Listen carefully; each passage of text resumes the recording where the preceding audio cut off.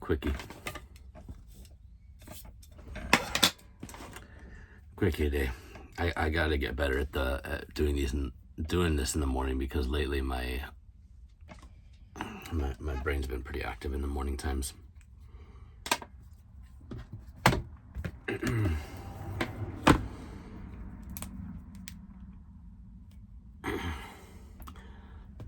But I have to I gotta kick my doggy girl out of her spot. We're gonna sit right here. It's still warm from her, actually. I don't like doing that.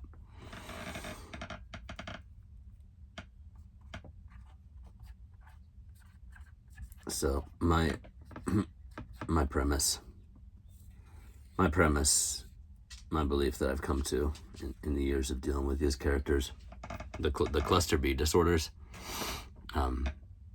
should most appropriately be reclassified, and it shouldn't be A, B, and C, because we have like these groupings. Each of these groupings, when you say A, B, and C, where is that? Sorry. When you say A, B, and C, it makes it sound like there's a similarity between each of these groups as far as what you're defining, what they are. Not necessarily the exact characteristics, but the sort of the overall, like the overall impact of them. And keep in mind, personality disorders is not a mental health issue. These are not like mental and emotional health stuff, like depression, anxiety, etc., and even like PTSD, CPTSD. Those are more. It's troublesome because we talk about the mind and the body as though they're separate. The nervous system is the interface between the two, and so a lot of times PTSD, you're actually talking about nervous system injuries, physical, chemical. Emotional. Our emotional state over time creates chemicals that can create chemical injuries to our body, and various chemicals, various substances, heavy metals in particular, but a lot of toxic substances injure our nervous system and our brain as well. So that things that are actually like physical issues can end up looking like mental health related stuff, if the symptoms are even noticed. A lot of times the shit is so subtle that it's it's not ever even recognized for where it came from, or it's like years or even decades after the fact, when so many other things have compounded as well. I need to keep this one quick, because 3 minutes, it's not gonna be short, but I'm just gonna introduce this and come back for a longer deep dive. I think I got a meditation here in a second. I signed up for it with somebody that I did a class with a few years ago. one of the big quantum jumps. Trevor Blake, look up his books.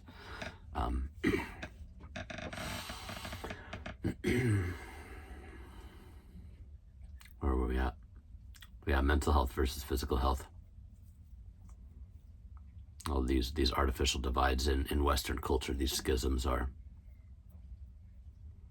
they're useful sometimes when you're breaking things down into components, but now that we need to put everything back together culturally as a planet, etc., they create a lot of problems. And for an individual dealing with any kind of health issues, they create lots of problems, because there really aren't any doctors that understand this for the most part. You're going to be paying a specialist that's spent their entire lives studying this at an academic and professional level to even start to comprehend the interface between endocrine, nervous system, body, mind, social systems, etc. It's very, very, very rare to meet a doctor who's even looked at most of this stuff, let alone studied it, and far, far, far from mastering all of this stuff. I only know a handful of people that are even talking about it. Gabor Mate being one of the first people that really introduced me to this idea over the last 3, 4, 5 years. I followed him for a while, for like a little over a decade, because of his work with addiction and recovery, but more recently because of ADHD and PTSD and psychobioneuroimmunology is what he calls it, because the immune system The immune system and the nervous system and the endocrine system are the modulating pieces inside the physical body between the hormones, neurochemistry, which is also affected by our gut health, which is changing constantly, and extremely damaged and very, very sick in most people. And that's just like that's a modern thing. It's a cultural thing. But the interplay is extremely complex between all this stuff. I'm not in left field already. Anyways, the DSM, that's why this all came out. The DSM-5, I think it is now, and the international, the ICM, international something. It's the book that most developed countries use for diagnosing medical issues and mental health issues. I have a doctor, my primary care doctor right now uses stuff out of that, and I'm really intrigued by it because the shit that's in there seems to make a lot more sense to me, which is, you know, that makes sense because I oftentimes vibe with Europeans, and culturally they're just a lot more mature. Not that they're perfect or we need to like copy them or anything like that necessarily, but there's a lot of stuff that we could take from many of the more developed countries over there, and everywhere. Sociology is such a weird thing.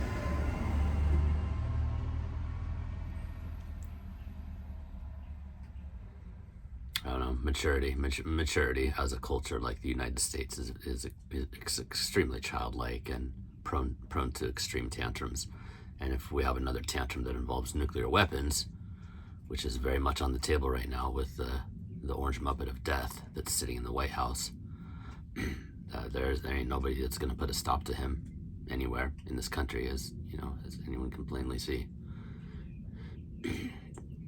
And then they might put little barriers up here and there, but he's got no business. He's got no business even sitting there right now, completely fucking illegal with all of his criminal background and charges and attempts on Uncle Sam. I keep looking to the other side. My phone's flipped the other way right now. So many people are like, politics, whatever, it's just theater. It's like, well, except it affects the real world and real life. Millions and millions and millions of people live and die by what's decided by a few people in political rooms, man. And the halls of power and business and money and everything else done. People just throw up their fucking hands. And I get it. It's easy to feel powerless, but A1A. Dude.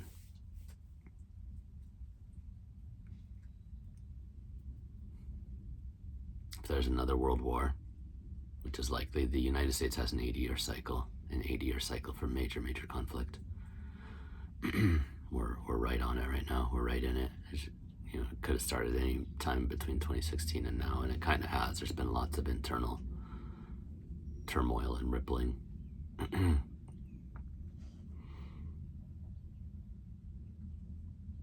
But on U.S. soil, on U.S. soil, especially if there's civil war at the same time as war between us and external powers. But people here have just been so sheltered, other than 9/11. And look what a shock wave that sent through our fucking culture. We're still feeling, 20 years later, with airports and security and this constant state of fear and being on high alert all the fucking time for decades. That's nothing, dude. That's nothing. It's absolutely nothing compared to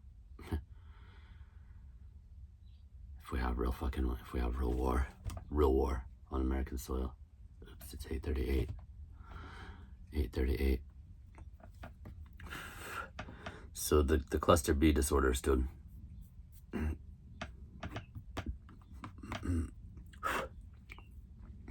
The cluster B disorders, psychopathy and sociopathy got lumped into them in the last DSM and renamed something completely innocuous sounding ASPD, antisocial personality disorder, which is, it's absurd. A lot of the language in the DSM just completely neutralizes the actual reality of what these disorders are and the impact that they have, not on the people that have the disorder, but the people around them.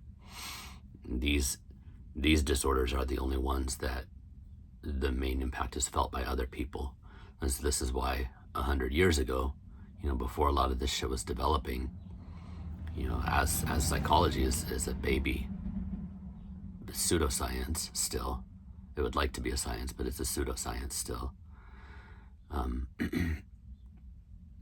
So much of the stuff isn't reproducible in scientific freaking studies with numbers and stuff like that. A lot of it's just theory. There's a lot of useful stuff in there too, but it's like we got to be careful what we give our power to and authority to, and saying who can tell us what is and is not real. You need to learn. You need to learn how to do this for yourself. If you're a fucking adult, you got to think for yourself. You got to be able to study. You got to be able to look at research papers. Most important thing being who funded it, because these things don't happen in a vacuum. There is science out there, but it's fucking rare. It's fucking rare. Most of anything that passes for science is funded by the military complex in this country, military industrial complex, which is now the military medical industrial complex, since the same company owns both sides, both parties, Democrat, Republican. There's no fucking, whether it's war or peace, dude, you just keep an eye on where the fucking money is flowing. Psychopathy, these people end up in power a lot. These people end up in power a lot. And the most recent DSM-5, including in medicine, including in psychiatry, including in psychology, including in politics, especially in military, police forces, etc. That's why we have like ethics and boards of ethics and higher standards of morals that these people are supposed to adhere to. But the ones that are always grasping for power tend to find ways to get around a lot of these checks and balances. So my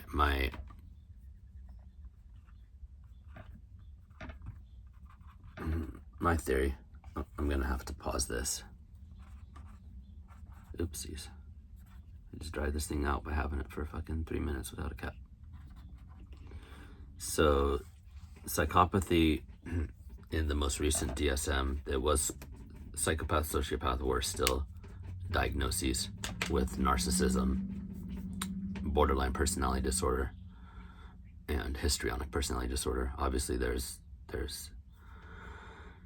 gender issues inherent in these, not only in the diagnoses themselves, but just in the fucking names of them, which needs to be dealt with and removed. At the end of the day, the disorders of the conscience, psychopathy, which manifests as NPD, BPD, histrionic on one side, and then sociopathy, usually dealing with groups of people on the other side, and can be more overt or covert. Psychopathy in men tends to be more overt because a lot of the qualities that psychopaths have that are way out of balance, like the competitiveness and some of the things that are antisocial, which is the name right now, ASPD, the things that are like to the point where it's destructive to the self or to other people. Like these qualities and characteristics are often celebrated in men and pushed down in women. So in NPD, psychopathy, whatever,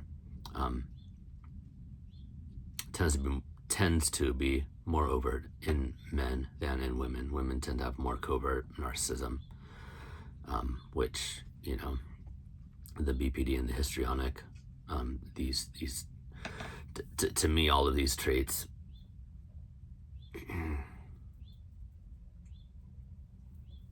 these different diagnoses truly they all have an element of sadism. If they're true narcissism, if they're truly in this group of disorders, the way that I see it, they were. That's why I went on, way off on that other tangent. 100 years ago, when all this stuff was developing, it was called moral insanity. Moral insanity. Disorders of the conscience, criminality, etc.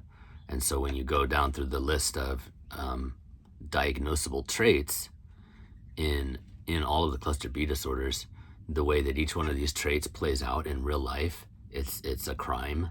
These are crimes that affect other people, invariably.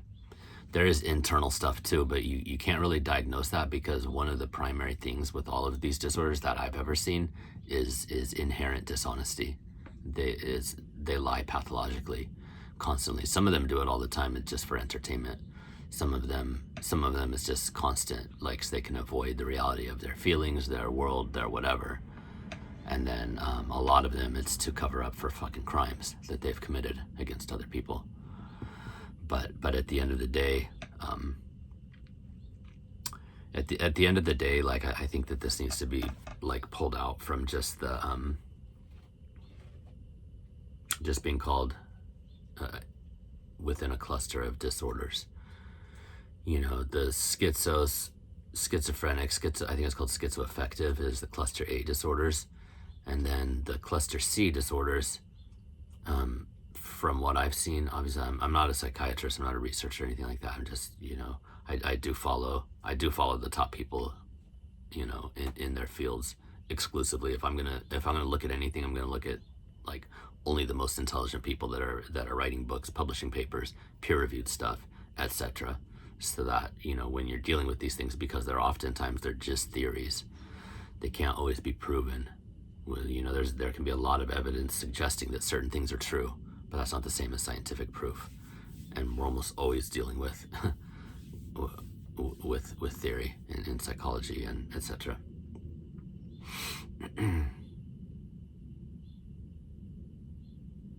Totally lost my thread there. Oh, the cluster C disorders are like avoidant, anxious, and from what I've seen of it, it sounds like they're mostly talking about attachment issues, and oftentimes potentially they're talking about mental health, like mood disorders and mental health related stuff, which could be addressed and treated if there's a solid baseline, like a foundational level to return the person to.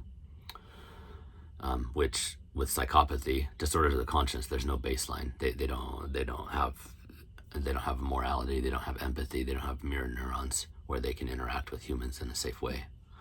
So there's always going to be destruction, there's always going to be damage, there's always going to be harm to other people, oftentimes the ones closest to them, oftentimes family members, especially children and grandchildren. Children are going to take the brunt of it most of the time. Again, depending. It does depend on the flavor a little bit, you know, but yeah, children take the brunt of it. It's really horrible.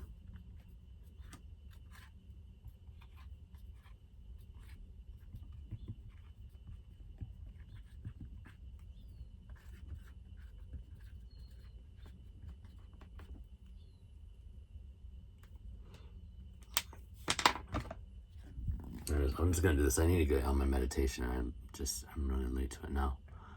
But the cluster B disorders should be